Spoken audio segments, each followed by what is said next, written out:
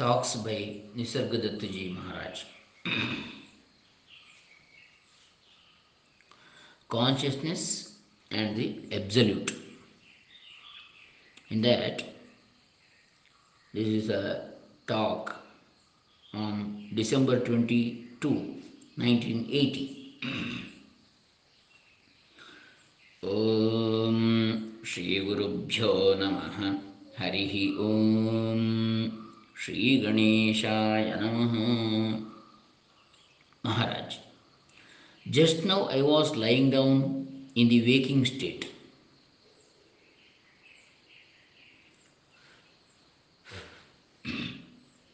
But with no perceiving or receiving of any words, something like a prior to words state. Now, the last traces of personality or individuality have left me. Last year, I used to talk to people with a certain affection, but that is not available now. My dwelling place in the grosser world is gone now. Presently, it is in the subtler sphere, as in space. The effect of these talks is that you will stabilize in the very source from which the words sprout. Abiding in the dynamic, manifest consciousness is abiding in the words of the Guru. The meaning of the mantra I have given you is that you are the manifest, dynamic principle, not the body.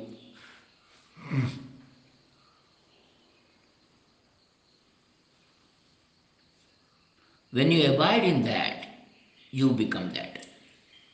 People think that they are coming here of their own volition, but it is the consciousness which is bringing them here because the consciousness wants this knowledge.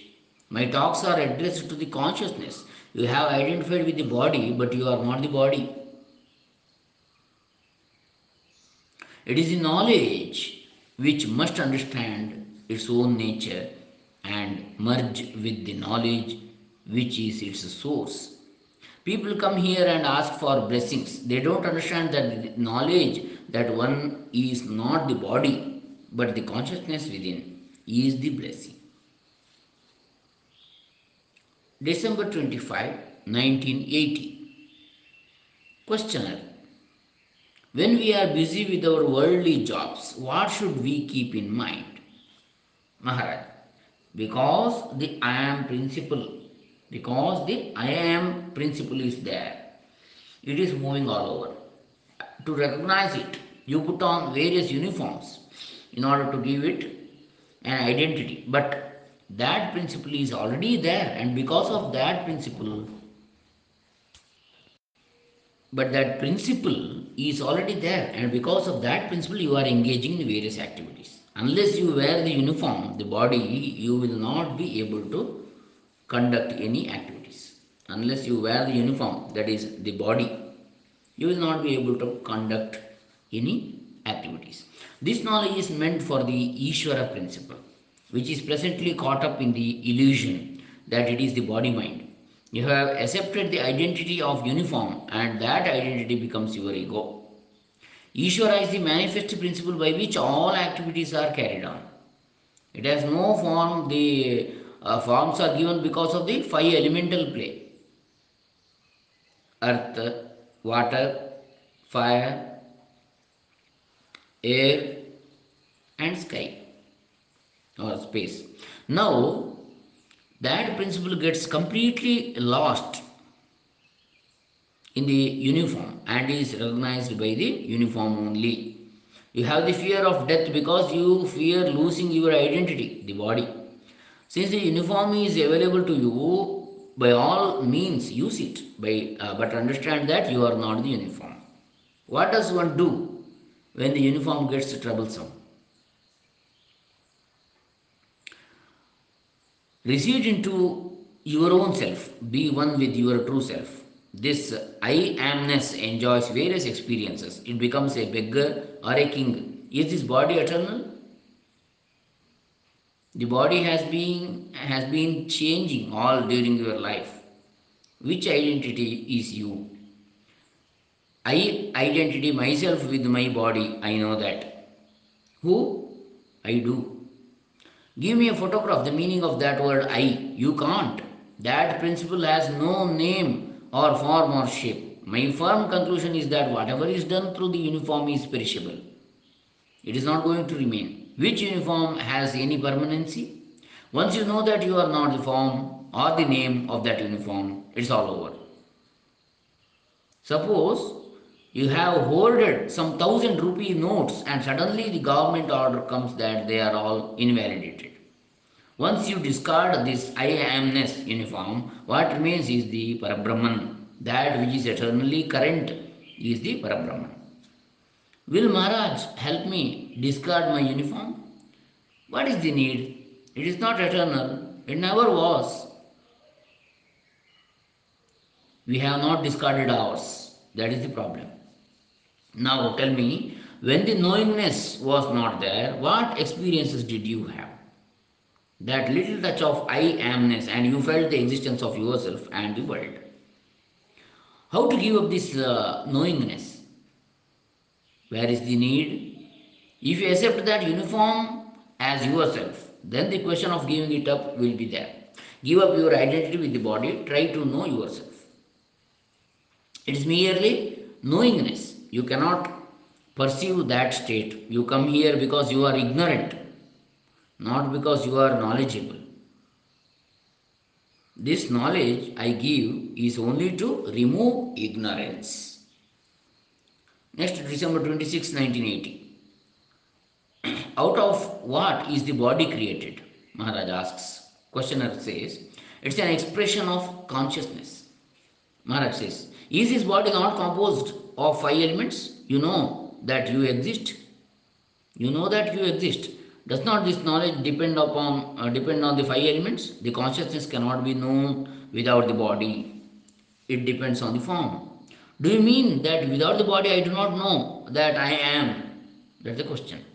Maharaj says that is correct. From your own experience, not what you have heard or read, can you know that you exist without the body?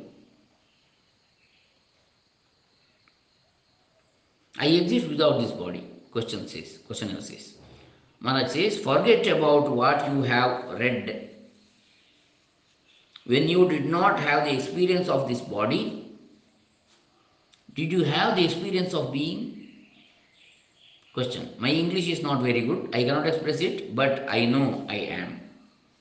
Maharaj says, before you were born, could you have felt or sensed or known that you exist? A jnani is free because he sees that the body is made up of the five elements and it works according to the nature of these elements. I see that body, but I am not concerned with whatever that body does. There is nothing in it with which I can identify. The essence of the combination of the five elements is sense of being, is the sense of being, of existing. It has all come simultaneously. I have no part in it. Feeling that I am present depends on having a body.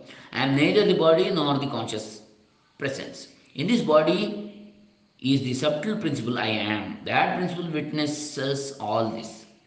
You are not the words. Words are the expression of space. They are not yours. Still further, you are not that I am. What am I then? Who is asking? There is nothing here, no I. There is nothing here, no I. Who is asking this? There is a sense of something. I don't know what it is. If you feel that sense of something, can it be the truth? When this consciousness goes into oblivion, who is to say what that state is? I don't know. Because your I amness is not there. You do not know yourself. When you began knowing that you are, you did a lot of mischief. But when the I am is not there, there is no question of mischief. Is the I am there all the time? As long as my body is there? The I am is absent only in the state of samadhi, when the self merges into the self. Otherwise, it will be there. In the state of a realized person, the I am is there. He just does not give much importance to it. A jnani is not guided by a concept.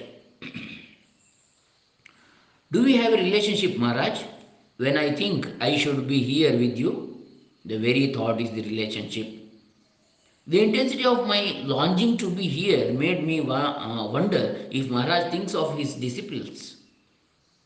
I think of them more than you know. Last December 30, 1980. Questioner, I think there should be beauty in the whole manifestation. Maharaj says, you should not get involved in what has appeared. Take a tree, the bark, the leaves, the blossoms, the fruit, all have a different nature. If you get involved in the appearance of these, you will lose sight of the source, the tree. Intellectually, you have understood, but you have to be one with it. You have to identify with what you have understood. Understand that the seed of this body is the sperm of the father mixed with the womb of the mother. That is the seed for the manifestation of the phenomena. But I am not the seed. I am not the phenomena, nor am I the consciousness which is time bound from birth to death. The names and forms which you see are consciousness only. Your consciousness is very pure, and that's why you are able to judge. The Atman is colorless, but it is able to judge colors, etc. Your sadhana is over. You have reached this place. This knowledge is for those who have no desires. The self knowledge is the most precious knowledge. To you who search for the self, I explain this type of knowledge. I lead you to the a state where there is no hunger, no desire. Therefore, I am not inclined to invite those who are worried about their possessions and their relations to listen to my talks. When you have knowledge, you see that the consciousness I is all pervasive. As long as the consciousness is there. But the witness of the consciousness has no I am, and that is your true eternal nature. I love gives rise to great joy, and at the same time, there is nothing so miserable as I love. Giving up the body is a great festival for me. What is the worth of all the activities of human beings? It's all entertainment, just to pass time. You get pleasure only when you forget yourself. In deep sleep, you have forgotten yourself. That itself is joy. It is the Atman, not the personality, that is drawn to spirituality. I will not expound knowledge in the future. A few words here and there will be all. So this ends 1980. Next 1981 we will start in the next session. Hare Rama. Sadguru Charana Arpitamastu. Sarve Jana Sukhino Bhavantu. Lokas Samasta Sukhino Bhavantu. Sajjana Santu Nirbhayaha. Om Tat Sat. Krishna Arpanamastu.